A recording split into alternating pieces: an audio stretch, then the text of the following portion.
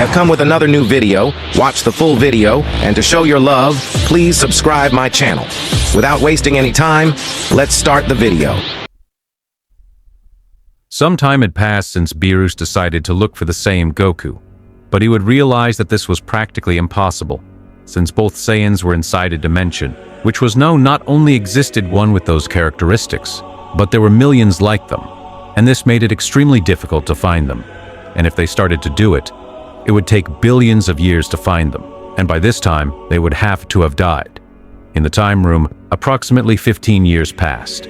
Goten had already mastered the divine key, and therefore managed to control the base state of the gods.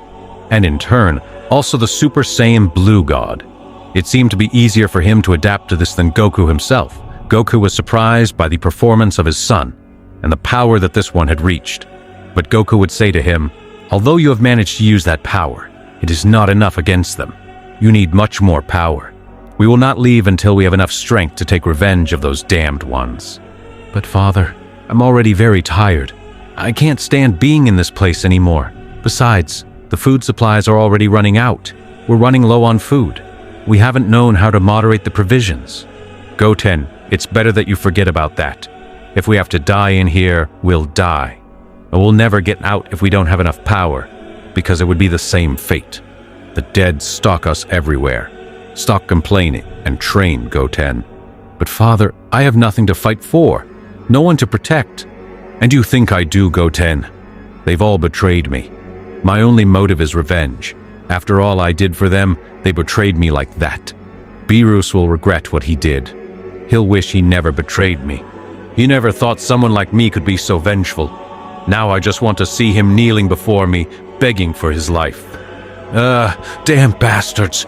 You have awakened the rage in me." "All right, father, I get it, but I ask you to calm down.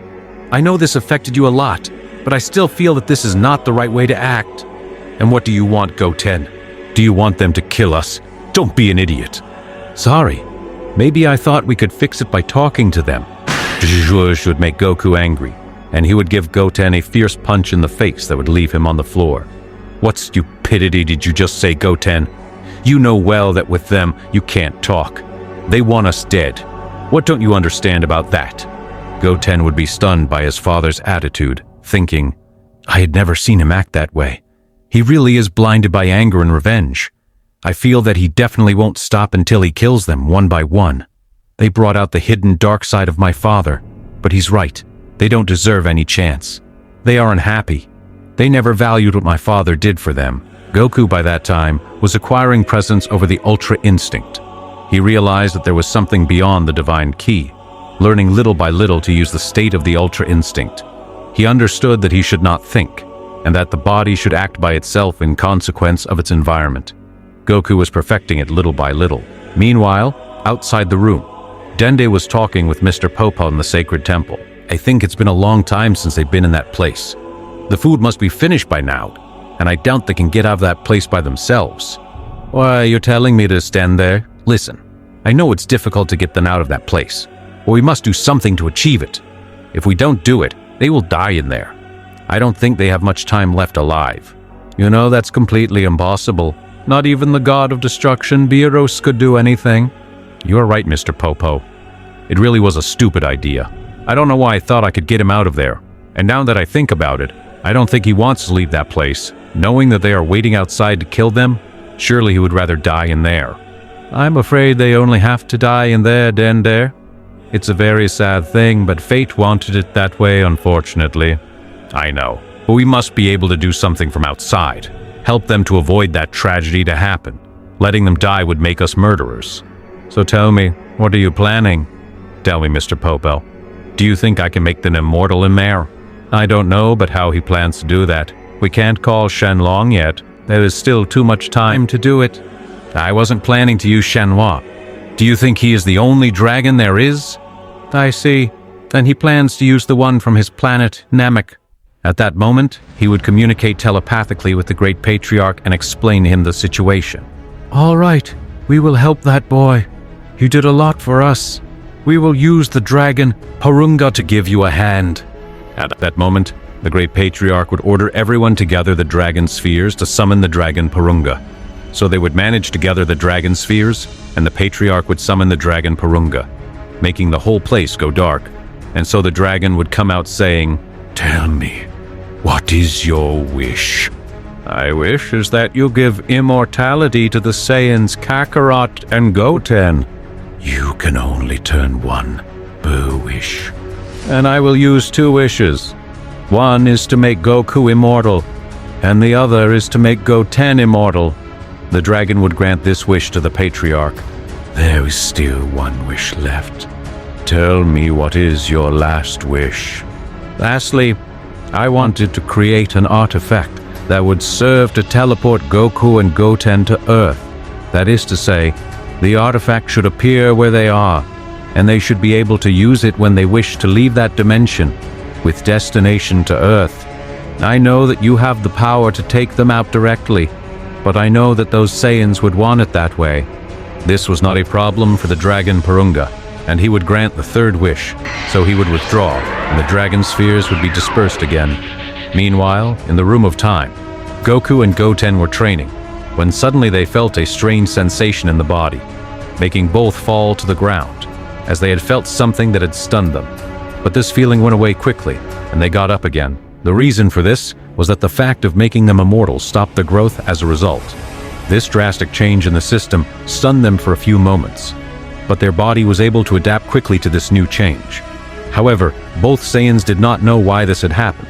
Apart from that, they would both notice that a strange item had fallen on them. It had a red button in the middle, and on the back it said "Escape." This was very strange to both of them, supposing that it could be a magic object that could get them out of the place. Goten excitedly tried to press it, but Goku pushed it away. "Damn it, Goten! What didn't I tell you? Stay away from that button. Even if it could help us escape, it's useless now. I told you that we wouldn't get out until we had enough power." Goku didn't trust Goten, so he decided to destroy the artifact. "Father, what the hell did you do? That could help us escape." "I'm not interested, Goten. Go, train." So, 20 more years would pass. Goku had finally managed to completely dominate the state of Ultra Instinct, so he had become extremely powerful, something amazing. Meanwhile, on the planet of Beerus, the god of destruction would say, "I have a strange feeling." "What's wrong with you, sir?" "I don't know, Whis. I have a feeling like Goku really hasn't died." "But what are you saying, Mr. Beerus? It's been so many years inside that place. It's practically impossible that they are still alive." "Don't be naive, Whis. You think that someone like Goku would die so easily? Surely he will have found the way and a method to stay alive inside. I can feel him breathing down my neck." "Why do you say that, sir?" "I feel that he is preparing himself. This is not the end, Whis. It's just the beginning." "I see him very confident of his words. Maybe not sleeping is affecting him. What if he decides to take a nap?" "Shut up, Whis. Your words don't help. It even seems that you are on their side." "No, sir. Don't say that nonsense.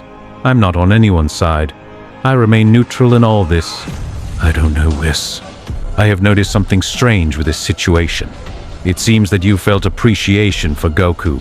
Just because I don't feel the way you do, doesn't mean I'm on anyone's side.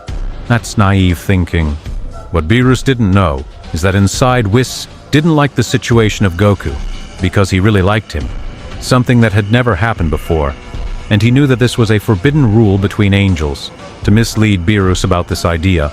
He told him what happened in Namek, and the wish they had asked for, making Beerus very angry. "Damn Whis, didn't you think they were dead?" "That's right, Mr. Beerus, but I told you as recent information that I just found out." "That idiot from Dende must have told them. Now they will remain alive eternally in that place." Whis didn't mention to Beerus which was the third wish that they had asked for, so he didn't know that they had an object that could get them out of there. And he also didn't know that if he asked the dragon Purunga to make Goku and Goten appear in front of him, he could perfectly do it. Information that Whis would know, but that he had never told Beerus. But even though Whis didn't mention anything, and neither about the third wish, the god of destruction already knew that at some point they will come out, because they always find a way to solve things. So he was prepared to kill them, so that they would not escape again. "The next time I have them in front of me, I will disappear from existence once and for all, before they manage to escape because I gave them plenty of time to do it. But this time it will be completely different. I would be so happy when they finally disappear. When I see them disintegrating little by little in front of me, seeing them being reduced to nothing at that moment, I will feel very calm. Meanwhile, in the room 120 years had been completed since they entered, and Goten had been able to completely master the Ultra Instinct, a state that cost him much more time to master than his father for some strange reason. While Goku had managed to access an unknown state, something that went far beyond the Ultra Instinct, was the state of perfect Ultra Instinct, i.e., the complete Ultra Instinct, the final phase of that state. Goku would think, it's time to leave this place. With this power, I'll tear that damn god of destruction to pieces. Everything I did was only for revenge. The same thought that the father corrupted Goten also after a century. Goten had become someone cold now, just like his father. Goku would try to increase all his power to escape from the room, as he believed that with the power he had now, he could create a portal. But this was in vain, because not even the slightest hint of a dimensional portal had appeared, completely disappointing Goku. But Goten would show him something that left him perplexed. But how the hell is it that you have that object? I thought I destroyed it. I saw it myself as I destroyed it. You were wrong, father. It was just an illusion technique I used. You never really destroyed anything. For the first time, I can say it was good that you did that, Goten. I hope that button really helps us to escape. At that moment, both Saiyans would press the button, realizing that suddenly everything had become black. They had appeared in a completely dark place, in which several portals that directed to the same place could be observed. It was above the earth, but it was very strange that there were so many equal portals. But Goku would realize that they were parallel lands to theirs. Although each one seemed to have something characteristic, the southern part of the lands changed in each portal, but they could recognize theirs, thanks to Goten, who went to school and knew how the land was perfectly. Goku could not know because he was a fool. Both went to the portal, appearing in the land. The point of appearance, coincidentally, had been the house of Goku. Gohan would see them, would be scared. But perhaps you are not dead. It seems to me that you'll be the dead one now, Gohan.